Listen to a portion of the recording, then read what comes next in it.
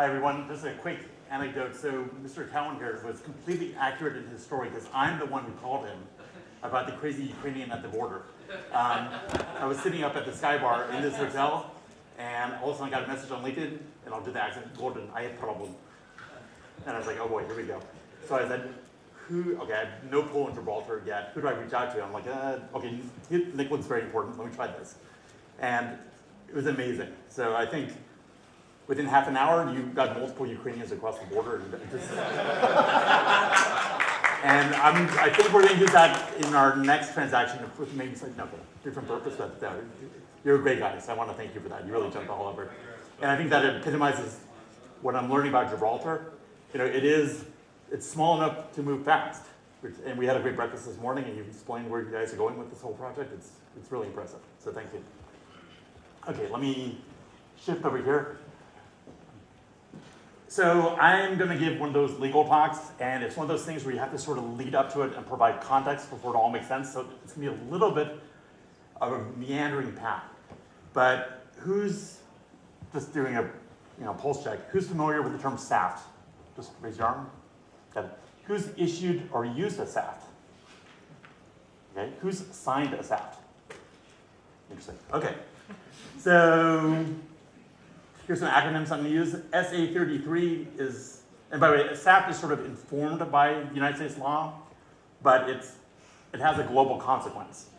So let's look at it from that lens. So SA33, I'll say, is the U.S. Securities Act of 33, which is the foundation of all American securities law. That's the one place you go, and everything else gets built on top of that. SEA 34 is the U.S. Securities Exchange Act of 34. SEC, the Darth Vader of international securities law. And SAFT is simple agreement for future tokens. And we have a little resolution issue here, but the way, just to lend some context, SAFTs apply when you're issuing tokens from the venture or from the project to the first buyer. It does not have to do with secondary market. So I will dive in here. Here's a friendly disclaimer. I'm a lawyer, but I'm not your lawyer. That's it. Okay. Well, this is displaying an interesting way. Let's try this here. All right, this is a wall of text. Here's the idea. Imagine you have a entrepreneurial Gibraltarian, is that the term? Startup. And they have a worldwide vision. And in order to realize their vision, they want to issue their tokens through the world, either to worldwide investors or to worldwide consumers. They can't realistically avoid the United States if they want to do that, because for the moment, we're still the largest economy, and China's locked down ICOs for the moment. And whether you want to have Americans as customers or whether you want to take advantage of American investment, somehow, some way, you want your tokens to end up in the United States or be bought by United States parties. But our brave Gibraltarian startup is concerned about issuing tokens into the United States, whether they're utility or securities or whatever, because we had the SEC, U.S. Securities and Exchange Commission, and we have the United States securities laws. And those are a big confusing mess to a lot of people, and they don't know how to work with it. And there's some basis for being concerned, because the default rules for issuing securities in the United States or issuing something that may be securities are onerous. And if the SEC thinks you're committing fraud, intentionally or not, or going public by mistake, there can be consequences. I had a beautiful flowchart here, so I want you to sort of do like a little kabuki theater with me here. And, okay. And by the way, you're all welcome to email me, and I will send out a copy of this PowerPoint, and you'll see it in real life. Okay, so just here's a top-level approach to issuing tokens from a legal perspective. You have a startup that has an idea, and they need funding. In order to make their project real, they want to issue tokens in order to raise funds.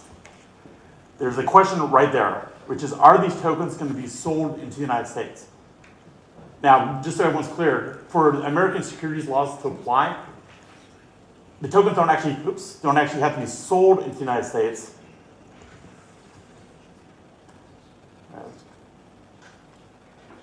These are not the droids you're looking for. Okay, there you go. They don't actually need to be sold in the United States. They can merely be offered for sale. So if you're advertising something on the internet, and Americans can see it, it's being offered for sale in the United States. And I'm also distinguishing between issuing tokens, which, like I mentioned, is the first sale to the initial purchasers, and distinguishing that from trading on the secondary markets or on exchanges, or mining, for example. Okay, so you have a startup that needs funding. It wants to sell tokens in order to raise those funds. And the question is, are those tokens being sold into the United States or offered to sell into the United States? Now, if you're not selling to the United States, you theoretically have no problem, but you're limiting your market. You're limiting your potential investor in your startup, and you're potentially limiting your customer base. And if you're in a competitive situation, that can be bad news.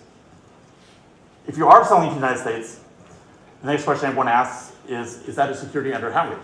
Now we're going to have another question. Who's heard of Howey? Everyone's heard of Howey.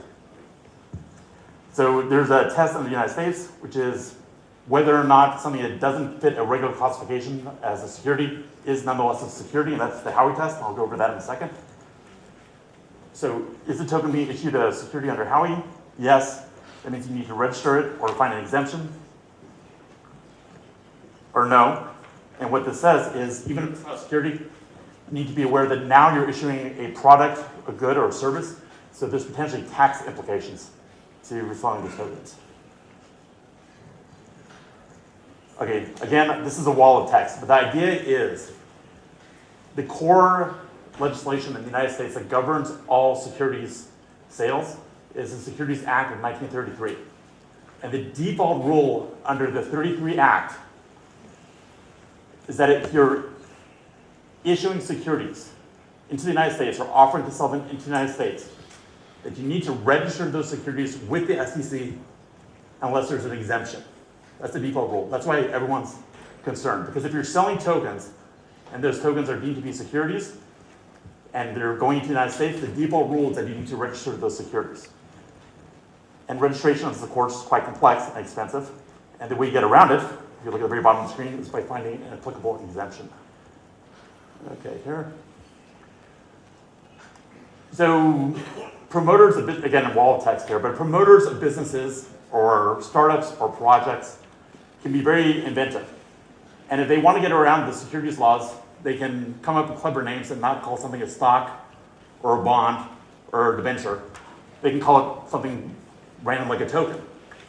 And then the question is that token really underneath it all, underneath the sheets, a security? Well, in both the 33 Act and the 34 Act, there's this concept of an investment contract.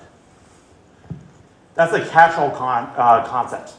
So if something's not labeled a stock or a bond, but it's deemed to be an investment contract, under US law, it's found to be a security. That term of investment contract is not defined in the Act.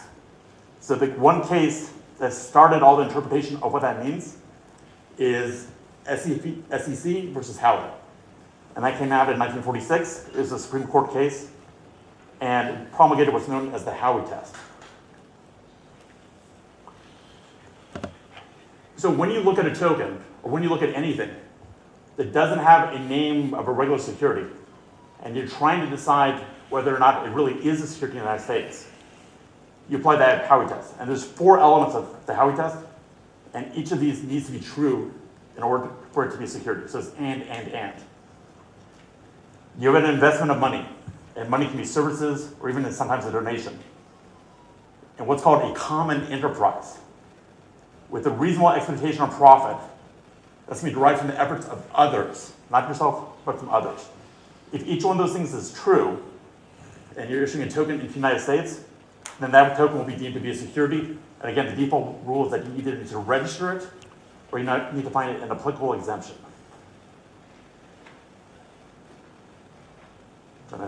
This all kind of reconfigured here. Oops. And let me lay out a general concept here. The SEC is not anti-issuing securities, and they carved out valid exemptions to the registration requirement. The gist of those exceptions or exemptions is that you're not going public. You're selling your securities, you're selling your tokens to a select group of investors who are wise enough, wealthy enough, or well advised enough that they don't require the SEC to protect them from their own bad judgment or their own mistakes. So that's the basis of exemptions from the registration requirement. Okay, now we're kind of getting to the meat of the SAFs. So everyone in the world agrees that if you're issuing tokens that are designed to be securities from the beginning to the end, and you're selling them into the United States, that you need to either register those securities with the SEC or find a valid exemption under Howey. So just taking this chain, the startup wants to get some funding. It wants to issue tokens to raise those funds. Those tokens are being sold into the US or offered for sale into the United States. Those tokens are securities under Howey. For example, they can pay a dividend. If that's the case, you need to register with the SEC or find an exemption. And now I'm going to slow down because here's the meat of the SAF.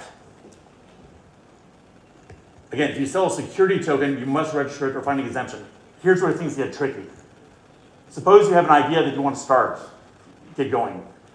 You want to issue issue tokens to raise funds to make that project happen. You're selling those tokens into the United States. Those tokens are not securities under Howey. They're just plain utility tokens. Here's the rub. If you're selling utility tokens into the United States before you have a functional use for them, before there's a network that can receive them, if you're building something that's going to be available maybe 2 years out, the Cooley law firm and several other people agree with them, assert that those tokens are securities until they can be used in a functional network. I'm going to say this again because this is where I've seen huge firms in the United States make this mistake and not get this. Right. Just one more time to make it super clear.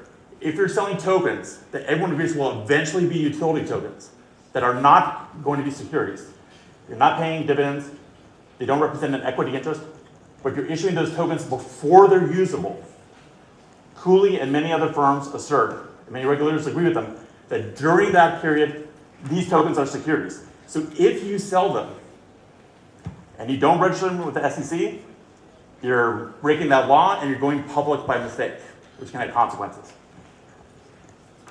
So Cooley and the rest assert that if you're selling tokens before they're usable, you need to either register with the SEC or find an exemption.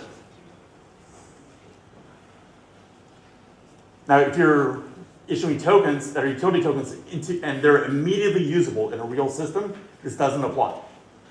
You may be selling a good, you may be selling a service, but you're not selling a security. So what Cooley came up with is the SAF. And the SAF is a simple agreement for future tokens. Has anyone heard of a SAFE? Simple agreement for future equity? Okay.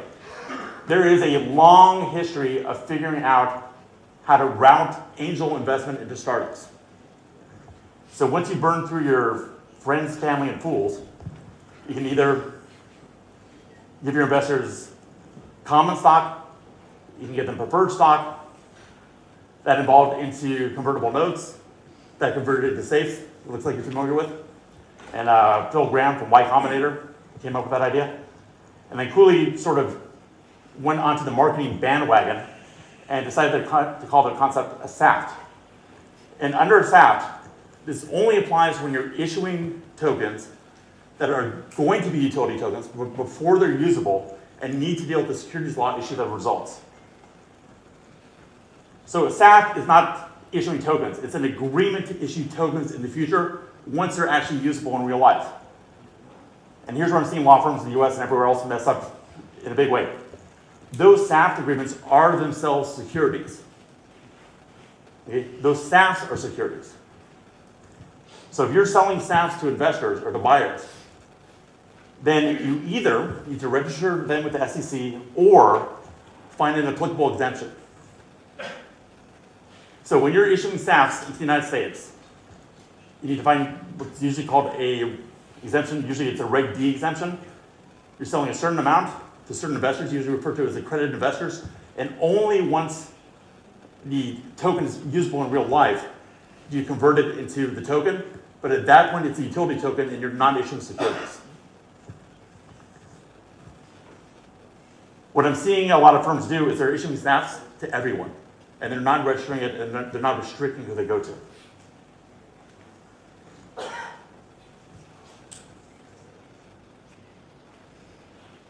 going to go here.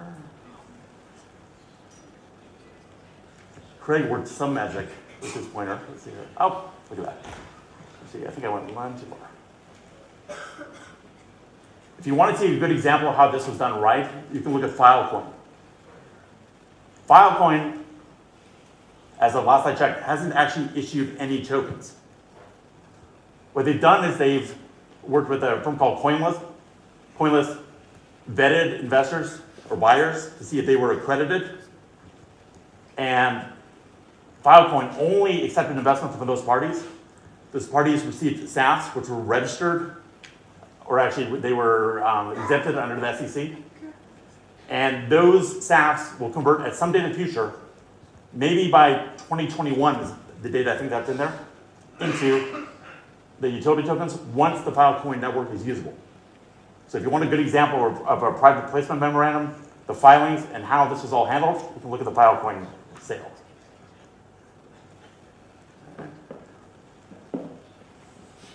So how do you deal with all this? What do you do? For this flowchart, assume for the moment we're not overly concerned with the securities laws of countries other than the United States. I know that's a big assumption, potentially dangerous, but let's just assume that for the moment. What I suggest is this is the right way to handle SAFs and also wanting to sell your securities or your utility tokens on a worldwide basis. I suggest that you should have a primary website for your project that is not the one pitching the tokens, but it's explaining why your project is so great and why everyone should get involved with it. I suggest that you should have a secondary website on a different URL that is referencing that you're doing an ICO for the project. That way there's no confusion between the two. When you go to the ICO website, you should do what everyone's doing right now, which is you should look at the IP of the person visiting the website and also ask them explicitly, are you a US citizen? Are you residing in the US? So that there's an affirmative statement from them as to whether they are or aren't. If you have a US, the question then is that person a US buyer? If the answer is no, what I suggest is you should go to a subdomain of the site, maybe called global.projectico.io, and that's for everyone other than US buyers. And you can sell the utility tokens to them directly before these utility tokens are functional. If the answer is yes, they are a US buyer, I suggest that they should be directed to an entirely different subdomain than this one, called usa.projectico.io. And at that site, you should make the same requirements that Filecoin made. You should have a third party validate that the person buying the tokens is an accredited investor and only sell to them. And unfortunately, for better or for worse, turn everyone else away so you don't go public by mistake. Those accredited investors can buy SAFs. Those are securities. They're going to be either registered or this will be an applicable exemption. And then when the network is live, because you use the funds that you receive through your token sale and through your SAF sale, those SAFs will convert into utility tokens and you just escaped US securities law. I know that was a lot. I know it was fast. But those are SAFs. Thank you.